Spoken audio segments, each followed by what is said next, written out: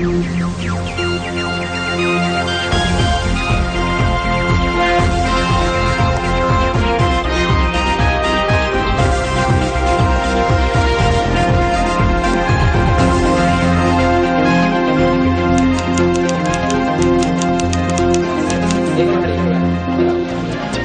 இது இலங்கையின் முதல் தர செய்தி வழங்குனர் நியூஸ் ஃபர்ஸ்டின் பிரதான செய்தி.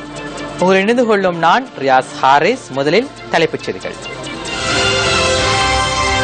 புங்குடுதீவு மாணவியின் கொலை குற்றவாளிகளுக்கு விசேட நீதிமன்றத்தினூடாக அதிகபட்ச தண்டனை வழங்கப்படும் என ஜனாதிபதி உறுதி.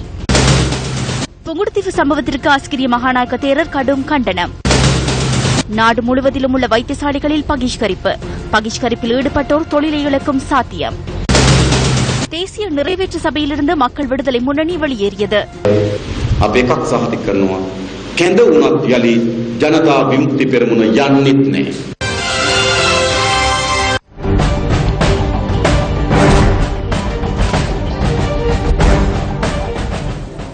புங்குடுதீவில் பாடசாலை மாணவி வன்புணர்வுக்கு உட்படுத்தப்பட்டு கொலை செய்யப்பட்ட சம்பவத்துடன் தொடர்புடைய சந்தேக நபர்களை விசேட நீதிமன்றத்தின் முன் ஆஜர்படுத்தி அவர்களுக்கு அதிகபட்ச தண்டனை வழங்குவதற்கு நடவடிக்கை எடுப்பதாக ஜனாதிபதி மைத்ரிபால சிறிசேன உறுதியளித்துள்ளார். யாழ்ப்பாணத்துக்கு இன்று திடீர் விஜயம் மேற்கொண்ட போதே ஜனாதிபதி இதனை குறிப்பிட்டுள்ளார். யாழ்ப்பாணத்துக்கு திடீர் விஜயம் மேற்கொண்ட ஜனாதிபதி 17 பாடசாலைகளை சேர்ந்த மாணவர்களை வேம்படி மகளிர் கல்லூரியில் இன்று சந்தித்த போதே இந்த கருத்துக்களை வெளியிட்டுள்ளார். உட்கட்டமைப்பு வசதிகள் பற்றாக்குறை, விளையாட்டு மைதானங்கள் இல்லாமை, ஆசிரியர் பற்றாக்குறை போன்ற பல்வேறு விடயங்களை மாணவர்கள் ஜனாதிபதியின் கவனத்துக்கு கொண்டு வந்துள்ளனர். பின்னர் வடமாகாண ஆளுநர் இல்லத்தில் வித்யாவின் குடும்ப உறவினர்களை ஜனாதிபதி சந்தித்துள்ளார். இந்த சந்தர்ப்பங்களில் வடமாகாண முதலமைச்சர் சி.வி. விக்னேஸ்வரன், பிரதி அமைச்சர் விஜயகலா மகேஸ்வரன் உள்ளிட்ட பலரும் கலந்து கொண்டிருந்தனர். இதன்போது வடமாகாணத்தில் நிலவுகின்ற குறைபாடுகளை நிவர்த்தி செய்வதற்கு வடமாகாண சபைக்கு ஒதுக்கப்படுகின்ற நிதி போதாமை குறித்தும் வடமாகாண முதலமைச்சர் சி.வி. விக்னேஸ்வரன் ஜனாதிபதியிடம் சுட்டிக்காட்டியுள்ளார். மாணவர்கள் முக்கியமாக ஒரு பகுதி மாணவர்கள் அந்த பிள்ளை சம்பந்தமான உரிய நடவடிக்கைகளை விரைவாக எடுக்க வேண்டும் என்று கோரியிருந்தார்கள். ஆகவே அவர் என்னிடம் கேட்டார், விரைவாக எடுப்பதற்கு என்ன சந்தர்ப்பங்கள் இருக்குது என்று. தெற்கிலே விஜயதாச லியனாராச்சி என்ற ஒருவரை போலீசார் அடித்துக் கொண்டதன் காரணமாக ஒரு வழக்கொண்டிருந்தது. அப்பொழுது நான் பதுளையில் மேல் நீதிமன்ற நீதிபதியாக இருந்தேன். உடனேயே வரச் சொல்லி 3 நீதிபதிகளை நியமித்து நாங்கள் அதை ஒரு விசேட வழக்காக அதுக்குரிய நடவடிக்கைகளை எடுத்து முடித்துக் கொண்டோம். அதே போன்று நீங்கள் இதுக்கும் செய்யலாம் என்று அவருக்கு அறிவுரை வழங்கினேன். அவர் சொன்னார், தான் போனவுடன் சட்டத்துறை தலைமை அதிபதியோடு கதைத்து அதுக்குரிய நடவடிக்கை எடுக்கப் போவதாக. அது பல குழந்தைகள், பல மாணவ மாணவிகள் இதை பற்றித்தான் குறிப்பிட்டார்கள். இப்படிப்பட்ட விடயங்கள் நடைபெறாமல் இருப்பதற்கு என்ன நடவடிக்கைகள் எடுக்கணும் என்று போலீசாரோடு பேசி அதுக்குரிய நடவடிக்கைகள் எடுப்பதாகவும், எங்கெங்கே போலீஸ் போஸ்ட் போட வேண்டி இருக்குதோ அதுகளை பார்த்து போடுவதற்கு தான் போலீசாருக்கு அறிவுறுத்தல் கொடுப்பதாகவும் கூறியிருந்தார்.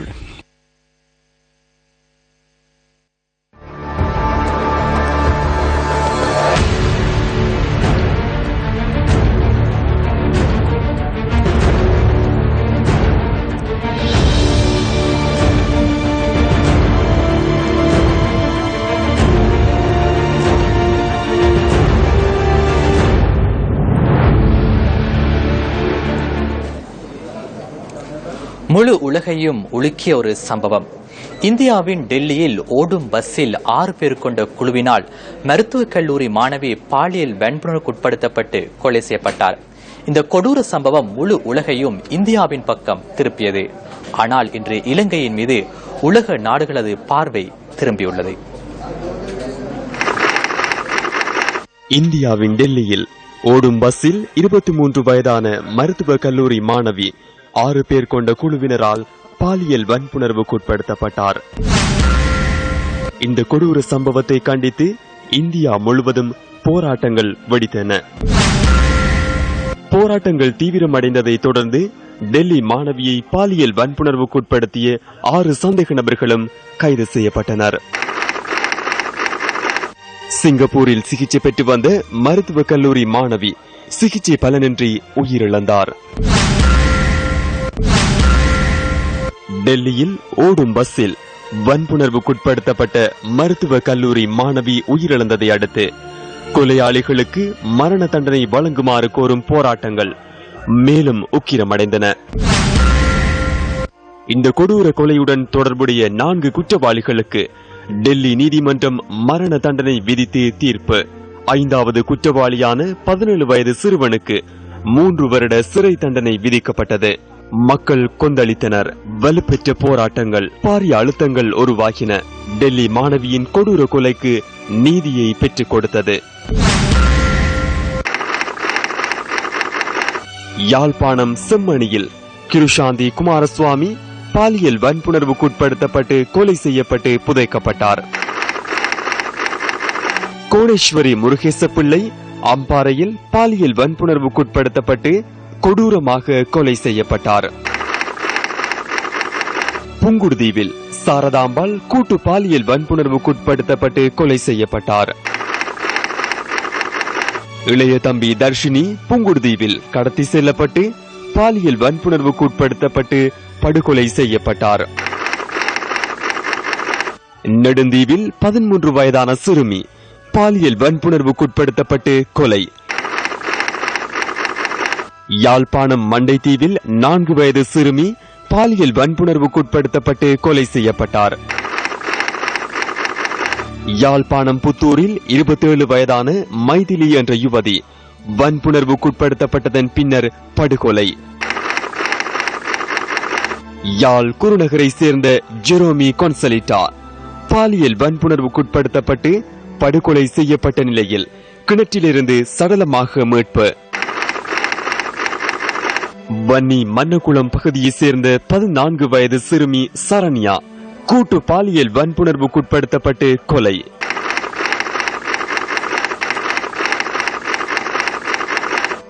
வயதான வித்யா 9 பேர் கொண்ட குழுவினரால் கொடூரமான முறையில் பாலியல் வன்புணர்வுக்குட்படுத்தப்பட்டு படுகொலை செய்யப்பட்டார். டெல்லியில் ஓடும் பஸ்ஸில் மருத்துவ கல்லூரி மாணவியை பாலியல் வன்புணர்வுக்குட்படுத்தி கொலை செய்த குற்றவாளிகளுக்கு மரண தண்டனை வழங்கப்பட்டது. புங்குடுதீவு மாணவி வித்யாவின் கொலையை அடுத்து என்றுமில்லாதவாறு கொதித்தெழுந்த மக்கள்.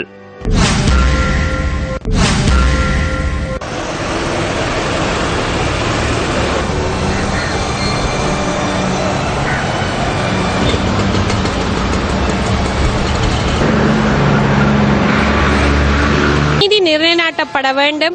இவ்வாறான செயல்களில் ஈடுபடுபவர்கள் இனிமேலும் யாராவது இந்த செயல்களில் ஈடுபடாத வகையில் உயர்ந்தபட்ச தண்டனையாக ஒரு பெரிய தண்டனை வழங்கப்பட வேண்டும் என்பதே என்னுடைய கருத்து. மாணவர்கள் எந்தவித கட்டுப்பாடும் இல்லாமல் மிகவும் சுதந்திரமான முறையில் கல்வியை பெறுவதற்கு எங்களுடைய நாட்டில் அரசாங்கம் அதற்கான நடவடிக்கைகளை மேற்கொள்ள வேண்டும் என்று நான் கேட்டுக்கொள்கிறேன். இதுபோன்ற அசம்பாவிதம் நடப்பது எமது நாட்டில் இது முதல் தடவை அல்ல. எனினும் வித்யாவிற்கு இவ்வாறான ஒரு நிலை நேர்வதற்கு காரணமாக இருந்தது எங்களுடைய நாட்டில் தண்டனைகள் இன்னும் துரிதப்படுத்தப்படவில்லை. காரணம் இதுபோன்ற தவறுகளை செய்தவர்களுக்கு கடுமையான தண்டனைகள் வழங்கப்பட்டிருந்தால் இன்று வித்யாவுக்கு இவ்வாறான ஒரு நிலை ஏற்பட்டிருக்கிறது. இனிவரும் காலங்களில் இப்படியான சம்பவங்களை, இப்படியான செயல்களை செய்வதற்கு எந்த ஒரு ஆணும் முன்வர முடியாத ஒரு நிலைக்கு கடுமையான தண்டனையாக அவர்களுக்கு வழங்கப்பட வேண்டும். இவர்களுக்கு வழங்கப்படுகின்ற தண்டனையை அனைத்து பெண்களும் பார்க்க வேண்டும்.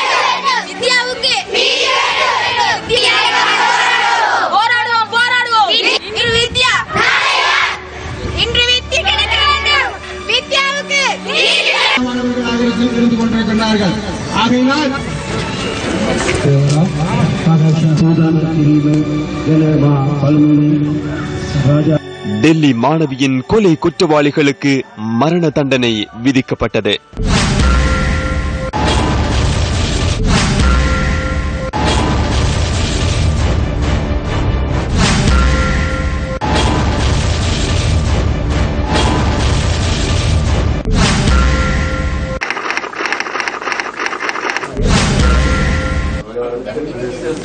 யாழ்ப்பாணத்தில் பாடசாலை மாணவி வன்புணர்வுக்குட்படுத்தப்பட்டு கொலை செய்யப்பட்ட சம்பவம் அனைவரையும் அதிர்ச்சிக்குள்ளாக்கியுள்ளதாக அஸ்கிரிய பீடத்தின் மகாநாயக்கர் கலகமஸ்ரீ அத்ததிசி தேரர் நியூஸ் ஃபர்ஸ்டுக்கு தெரிவித்தார்.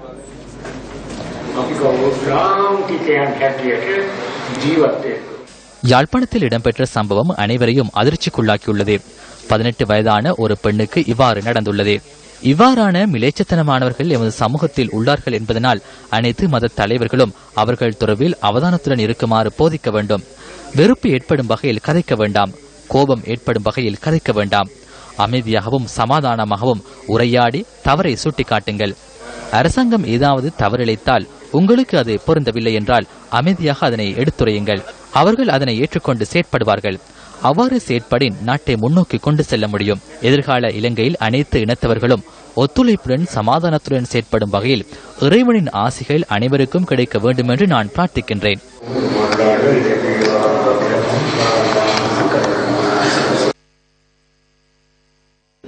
செய்திகள் தொடர்கின்றன. நாடு முழுவதும் இன்றைய தினம் பகிஷ்கரிப்பின் காரணமாக சேவைக்கு சமூகம் அளிக்காத சுகாதார சேவையை விட்டு கைவிற்றர்களாக கருதப்படுகிற என சுகாதார அமைச்சு தெரிவித்துள்ளது. இந்த ஊழியர்கள் தொடர்பில் விரைவில் ஒழுக்காற்று நடவடிக்கை எடுக்கப்படும் என அமைச்சு வெளியிட்டுள்ள அறிக்கையில் குறிப்பிடப்பட்டுள்ளது.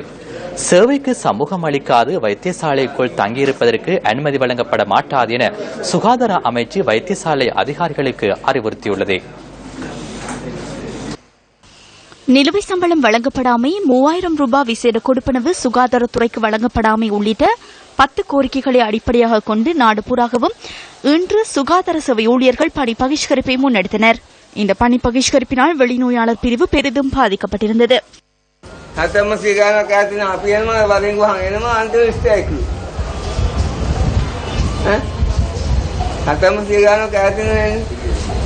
வெளிநோயாளர்களின் அசௌகரியங்களை தவிர்ப்பதற்காக பாதுகாப்பு அதிகாரிகள் அழைக்கப்பட்டிருந்தனர்.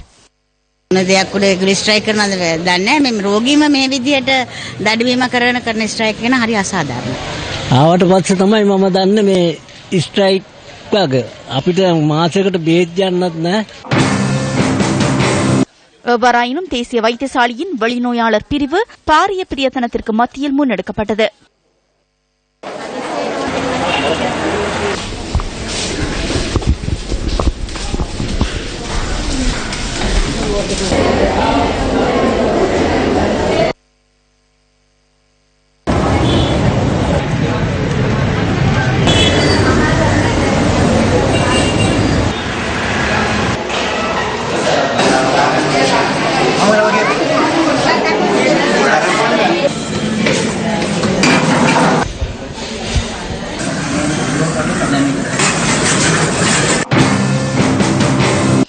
சுமார் 40,000 சுகாதார சேவை ஊழியர்கள் இன்றும் நாளையும் பணி பகிஷ்கரிப்பை முன்னெடுப்பதாக அனைத்து இலங்கை நலன்புரி சங்கம் தெரிவித்துள்ளது.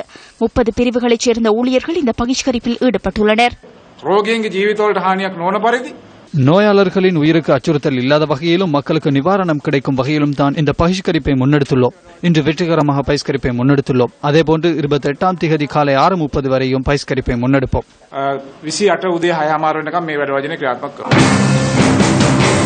இதேவேளை நிதி அமைச்சர் ரவி கருணாநாயக்க மற்றும் தொழிற்சங்க பிரதிநிதிகளுடன் நேற்றைய தினம் நடைபெற்ற கலந்துரையாடலில் 1000 ரூபாய் கொடுப்பனவை வழங்க இணக்கம் தெரிவிக்கப்பட்டதாக சுகாதார அமைச்சர் தெரிவித்தார். මැතිවරණ ව්‍යාපාරයේ ආසන්නයේදී 15,000 ரூபாய் சம்பளம் அதிகரிக்கப்படும் என தேர்தல் கால பகுதியில் அரச வைத்திய அதிகாரிகள் சங்கத்துக்கு உறுதி வழங்கப்பட்டிருந்தது. வைத்தியர்கள் கோரிய தொகையில் 10,000 ரூபாய் வரை குறைக்கப்பட்டது. தாதியர் உள்ளிட்ட ஏனைய சுகாதார தொழிற்சங்கங்கள் இங்கு அழைத்து பல மணி நேரம் கலந்துரையாடப்பட்டது. 3000 ரூபாய் கொடுப்பனவு வழங்கப்படும் என முடிவு காணப்பட்டது. இவ்வாறான நடவடிக்கைகளை முன்னெடுக்க வேண்டாம் என 22 தொழிற்சங்கங்களுடன் கலந்துரையாடப்பட்டது. கலந்துரையாடலின் ஊடாக பிரச்சினைக்கு தீர்வு எட்ட முடியும் எனவும் கூறப்பட்டிருந்தது. மிக நீண்ட நேர கலந்துரையாடலின் பின்னர் 1000 ரூபாய் வழங்க தீர்மானிக்கப்பட்டது. අපි තීන්දුව කරගත්තා මේ රුපියල් 1000ක දීමනාවක් ලබා දෙන්න. ඉදවරයාට රුපියල් 10,000ක් දෙනකොට හෙද කාර්යාලයට රුපියල් හෙද පරිපූර්ණක අතුරු වෛද්‍ය කියන කණ්ඩායම වලට රුපියල් 3,000ක දීමනාවක් තමයි දුන්නේ. ඒකට සාපේක්ෂව බැලුවොත් අපිට මේ මොහොතේදී බොහොම අමාරුවෙන් මේ මොහොතේදී රුපියල් 1000ක මුදලක් අපිට විශේෂ දීමනාවක් ලෙස ගන්න හැකි වුණා. අපි ඒ වෘත්තීය සමිති ක්‍රියාමාර්ගය අපි කරන්නේ නැහැ. தொழிற்சங்க நடவடிக்கை முன்னெடுக்கப்பட்ட போதிலும் அரசு வைத்தியசாலைகளில் ஏழை மக்களுக்கு சுகாதார சேவை வழங்கப்பட வேண்டும் என சுகாதார அமைச்சு தெரிவித்துள்ளது. இன்று மாலை அல்லது நாளை காலையாகும் போது வைத்தியசாலை ஊழியர்கள் கடமைக்கு திரும்புவதோடு வைத்தியசாலை நடவடிக்கைகளை வளமை போன்று முன்னெடுப்பதற்கு உதவி செய்வார்கள் என எதிர்பார்க்கின்றேன். இருப்பினும் நோயாளர்களுக்கு சிகிச்சை அளிப்பதற்கு தேவையான சகல நடவடிக்கைகளையும் சுகாதார அமைச்சு முன்னெடுத்துள்ளது. அம்மா உணவகம் மனிதனின் ஒரு நாள் உணவு 30 ரூபாய். தமிழகத்தில் ஏற்பட்டிருக்கும் உணவு புரட்சி, இது குறித்து நியூஸ் ஃபர்ஸ்ட் வழங்கும் தொகுப்பு அடுத்து. ஒரு இட்லி 1 ரூபாய், சாம்பார் சாதம் 5 ரூபாய், தயிர் சாதம் 3 ரூபாய், 2 சப்பாத்தி 3 ரூபாய் என தமிழகத்தில் விற்பனை செய்யப்பட்டு வருகின்றன. அரசே உணவு விடுதிகளை ஏற்று நடத்தி வருவது மக்களுக்கு நன்மை பயக்கும் என்பதற்கு இது ஒரு சிறந்த உதாரணம். தரமான உணவு, சுத்தமான சூழல், அம்மா உணவகங்கள் மக்களின் அனைத்து தரப்பினரையும் ஈர்த்துள்ளது. பாமரர்கள், கட்டட தொழிலாளர்கள், ஆட்டோ ஓட்டுநர்கள் முதல் படித்த பன்னாட்டு நிறுவன ஊழியர்கள் வரை அனைவரும் அம்மா உணவகத்தின் வளமையான வாடிக்கையாளர்கள் ஆவர். நகரங்களில் ஆரம்பிக்கப்பட்ட இந்த திட்டத்தின் வெற்றி கிராமப்புறங்களையும் சென்றடைந்தது.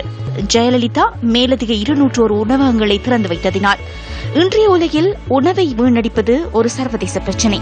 உணவு மேலாண்மை மற்றும் திட்டமிடலை திறமையாக கையாண்டால் தமிழக அரசு மட்டுமல்ல, எந்த நாட்டு அரசும் இதை எளிதாக செயற்படுத்தலாம்.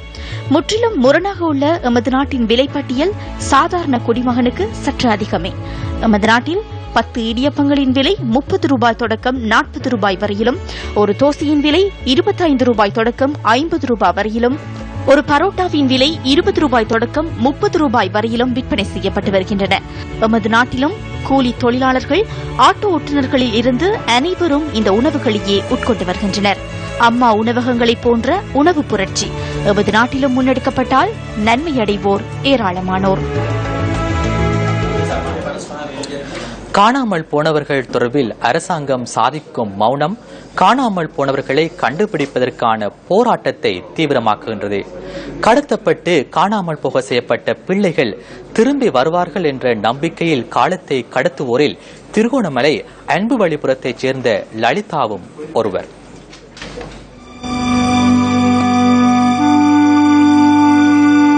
லலிதா தனியொருத்தியாக இன்று வாழ்ந்து கொண்டிருக்கின்றாள். கணவன், பிள்ளைகள் என மகிழ்வோடு வாழ்ந்தவள் இன்று யாருமற்ற தனிமரமாய் நிற்கின்றாள். தன் வாழ்வாதாரத்திற்காய் இடியப்பம், இட்லி அவித்து விற்றும் கூலி வேலைக்கு சென்றும் காலத்தை கழிக்கின்றாள். லலிதாவின் கணவர் 1986ஆம் ஆண்டு மட்டக்களப்பிலிருந்து திருகோணமலைக்கு வந்து கொண்டிருந்த வேளையில் கிண்ணியா என்ற இடத்தில் வைத்து கடத்தப்பட்டார். 86 மனுஷனை காணையில இங்க வந்தவர் இங்க போனார், என்ன ஆச்சு எனக்கு தெரியாது.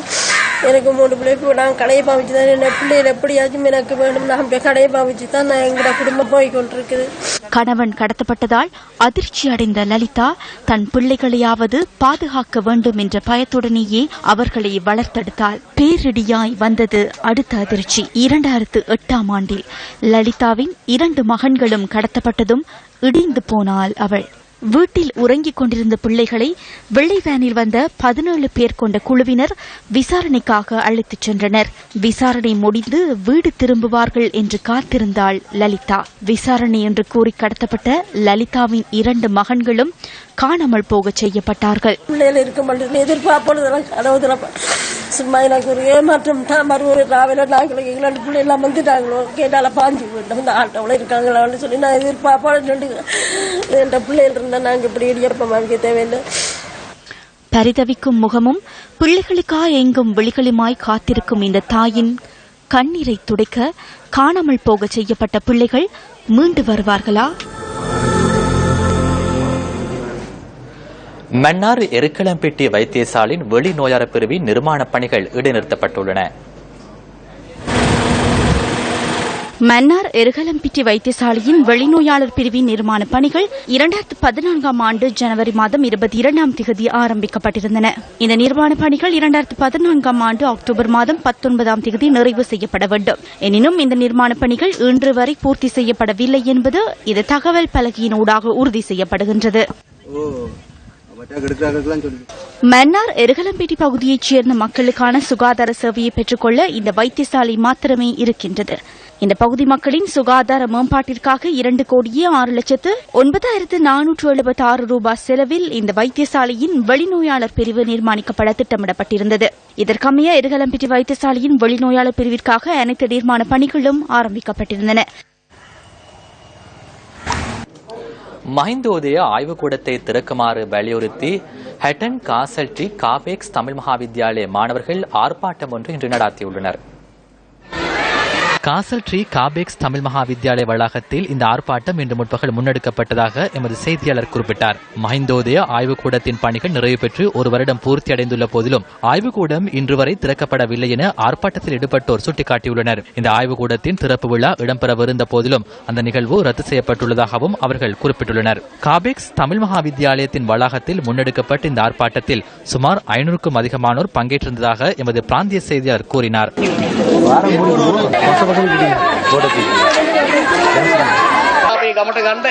பண்டாரவெளை லியங்காவெளை கிராமத்துக்கான வைத்தியசாலையை மீண்டும் பெற்றுத்தருமாறு வலியுறுத்தி ஆர்ப்பாட்டம் ஒன்று முன்னெடுக்கப்பட்டது. இயற்கை அனர்த்தத்தால் 2014ஆம் ஆண்டு டிசம்பர் மாதம் 26ஆம் தேதி குறித்த வைத்தியசாலை வேறொரு இடத்துக்கு இடமாற்றம் செய்யப்பட்டுள்ளது. இந்த வைத்தியசாலையை மீண்டும் தமது கிராமத்துக்கு பெற்றுத்தருமாறு வலியுறுத்தி குறித்த பகுதியைச் சேர்ந்த மக்கள் இன்று ஆர்ப்பாட்டம் ஒன்றை நடாத்தியுள்ளனர். அந்த பகுதியில் வைத்தியசாலை இன்மையினால் சுமார் 3000க்கும் அதிகமான மக்கள் பாதிக்கப்பட்டுள்ளதாக எமது பிராந்திய செய்தியாளர் குறிப்பிட்டார். குறித்த வைத்தியசாலை இடமாற்றம் செய்யப்படாமையினால் குறித்த பகுதி மக்கள் சுமார் 3 கிலோமீட்டர் வரை செல்ல வேண்டியுள்ளதாக தெரிவிக்கின்றனர். தமக்கான சுகாதார சேவையை உரிய முறையில் வழங்க அதிகாரிகள் நடவடிக்கை எடுத்து வைத்தியசாலையை மீண்டும் பெற்றுத்தருமாறு வலியுறுத்தி இந்த ஆர்ப்பாட்டம் முன்னெடுக்கப்பட்டுள்ளது. இன்றைய தினம் கௌரவ டாக்டர் புஷ்பகுமார் அவர்கள் ஒரு முடிவு தந்திருக்கார். ஒரு கிழமைக்குள்ள மண் சரிவு ஏற்படுகிறதா, இந்த இயற்கை அனர்த்தம் நடக்குமா நடக்காதா என்ற தீர்வை பெற்று மீண்டும் இந்த மருத்துவமனை திறந்து வைக்கிறேன் என்று உறுதிமொழி கூறிட்டு போயிருக்காங்க. இது கட்டாயமாக இந்த மருத்துவமனை திறந்து வைக்க வேண்டும். ஐக்கிய தேசிய கட்சியின் நிர்வாகம் தோல்வியின் பாதையில் பயணிப்பதாக மக்கள் விடுதலை முன்னணியின் தலைவர் அனுரகுமார திசாநாயக்க குற்றம் சுமத்துகின்றார். மத்திய வங்கியின் கொடுக்கல் வாங்கல்களில் 100 கோடி ரூபாவுக்கான முறைகள் விநியோகிக்கப்படுகின்றன. ஆனால் 100 என்று வெளிப்படையாக கூறிவிட்டு 1000 விநியோகிக்கின்றனர். மத்திய வங்கி ஆளுநரின் மருமகன் 500 கேட்கின்றார். 1000 இருப்பது அவருக்கு தெரியும். கொடுக்கல் வாங்கல் ஆரம்பிக்கும் போதே 600 கோடி நட்டம் ஏற்படுகின்றது. இது நிறுத்தப்படுமா? ஒன்றன் பின்னராக இடம்பெறுகின்ற திருட்டு நடவடிக்கை இது. இதை ரணில் விக்ரமசிங்க செய்தார் என்பதை பொறுப்புடன் கூறுகின்றேன். 100 நாட்களில் ஊழல் திருட்டு என்பவற்றை நிறுத்த முடியாது என ஐக்கிய தேசிய கட்சி நிரூபித்துள்ளது. முறைப்பாடு குறித்து கவனம் செலுத்துவதற்கு விசேட பிரிவு ஒன்றை உருவாக்கினார்கள். இந்த பிரிவில் நானும் இருந்தேன். ஊழல்வாதிகளுக்கான தண்டனையில் என்ன நடந்திருக்கின்றது? பசில் ராஜபக்ச கைது செய்யப்பட்டமை உண்மை. சஜின் வாஸ் கைது செய்யப்பட்டார். ஜான்ஸ்டன் கைது செய்யப்பட்டமை உண்மை. அதே போன்று அனுரயாப்பாவையும் கைது செய்ய வேண்டும். பெட்ரோலிய கூட்டுத்தாபனத்தில் இருந்தும் சதோசவில் இருந்தும் பணத்தையும் பொருட்களையும் எடுத்து அனுரயாப்பாவின் வீட்டில் இறக்கினார்கள். ஷிரந்தி ராஜபக்சவின் பெயரில் தான் சிறிய கணக்கு இருக்கின்றது. அவருடைய தேசிய அடையாள அட்டை இலக்கம் 22 என 92B என உள்ளது. இப்போது இருக்கின்ற அரசியல் நிலை என்ன? தற்போது ஃபைல் இருக்கின்றது, நீதிமன்றத்துக்கு செல்கின்றோம். ஃபைல் இருக்கின்றது, கைது செய்ய உள்ளோம் எனும் விடயத்துக்கு உள்நுழைக்கின்றார்கள். தேசிய நிறைவேற்று சபை என்று கூறினார்கள். இன்னும் இல்லை. ஏப்ரல் 19ஆம் தேதியின் பின்னர் இன்னும் அந்த குழு கூடவில்லை. இதற்கு பிறகு அந்த குழு கூட தேவையில்லை. அதற்கான காலம் முடிந்துவிட்டது. அதற்கான பணிகள் முடிந்துவிட்டன. இதற்கு பிறகு ஒருபோதும் மக்கள் விடுதலை முன்னணி செல்லாது. ஜனதா விமுக்தி பெரமுன යන්නෙත් கிராமங்கள் மற்றும் நகரங்கள் தோறும் மக்களின் உள்ளங்களை இணைக்கும் நோக்கில் ஏற்பாடு செய்யப்பட்ட தேசத்தை இணைக்கும் ஒற்றுமை பயணம் 57வது நகரத்தின் நினைவு பதிவுகளை செய்து கொண்டு இன்று மாவனல்லை நகரை சென்றடைந்தது. இன்றைய பயணம் கலகிதர பகுதியில் ஆரம்பமானது.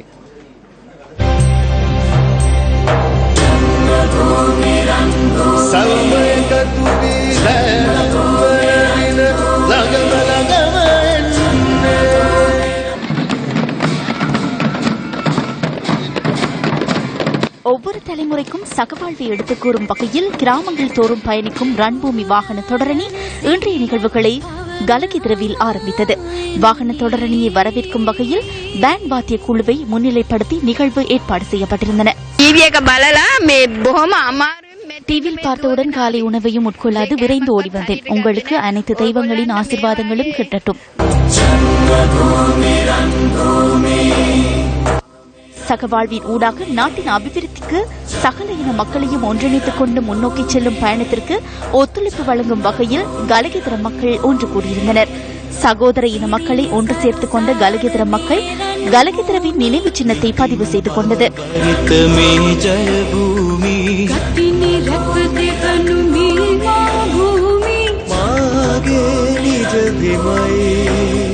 சகவாழ்வின் ஒற்றுமையை எடுத்துக் கூறும் வகையில் கிராமங்கள் மற்றும் நகரங்கள் தோறும் செல்லும் தேசத்தின் ஒற்றுமை பயணம் மக்கள் ஆசீர்வாதத்துடன் கலகிதரவிலிருந்து ரமுக்கனை நோக்கிய தனது பயணத்தை ஆரம்பித்தது.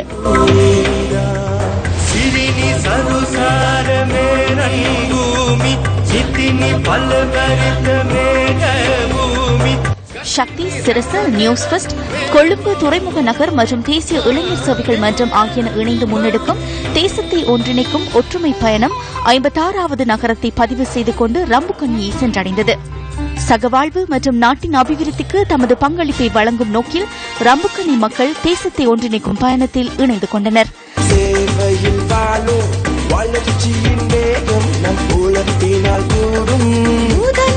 சகவாழ்வை வலியுறுத்தும் வகையில் ரன்பூமியில் நிர்மாணிக்கப்படும் சகவாழ்வுக்கான நினைவு தூபிக்கான ஒத்துழைப்பை இனமத பேதங்களின்றி அந்த மக்கள் வழங்கினார்கள்.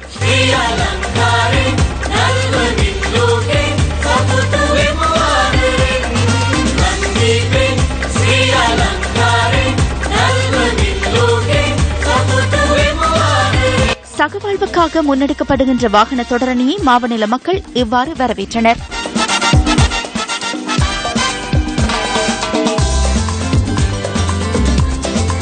ஒற்றுமையை வளர்க்க வேண்டும் என்ற நோக்கில் மாவநிலை வாழ் மக்கள் வாகன தொடரணியுடன் இணைந்து கொண்டனர்.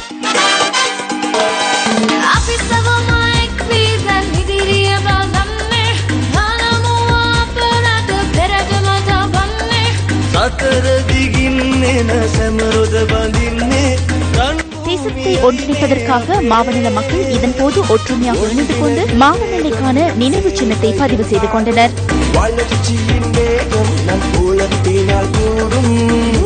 தேசத்தை ஒன்றிணைக்கும் ஒற்றுமை பயணம் கிராமங்களை கடந்து நாளை கம்பளியில் ஆரம்பமாக உள்ளது. நாளை காலை 11 மணியளவில் நாவலப்பிட்டிய நகரை கடந்து கினியத்தன நகரில் நாளைய பயணம் நிறைவடைய உள்ளது. தொடர்வது விளையாட்டுச் செய்தி. இங்கிலாந்து அணியின் புதிய தலைமை பயிற்றுவிப்பாளராக ட்ரைவர் பேலிஸ் நியமிக்கப்பட்டுள்ளார். கோடைகால ஆஷஸ் தொடருக்கு முன்னதாக இங்கிலாந்து அணியின் பயிற்றுவிப்பாளர் பதவியை அவர் ஏற்கவுள்ளார். 52 வயதான ட்ரைவர் பேஸ்லின் வழிநடாதலில் 2011ஆம் ஆண்டு உலகக்கிண்ண கிரிக்கெட் தொடரின் இறுதிப் போட்டி வரை முன்னேறிய இலங்கை அணி டெஸ்ட் தரப்படுத்தலில் 2ஆம் இடத்தை பெற்றிருந்தது. இதேவேளை இங்கிலாந்து அணியின் பயிற்றுவிப்பாளராக தாம் நியமிக்கப்பட்டமை கௌரவமான ஒரு விடயம் என அவர் குறிப்பிட்டுள்ளார். இத்துடன் நியூஸ் ஃபர்ஸ்டின் இன்றைய பிரதான செய்தி நிறைவடைகின்றது. நியூஸ் ஃபர்ஸ்டின் டுநைட் செய்தியை 10:45 எதிர்பாருங்கள். வணக்கம்.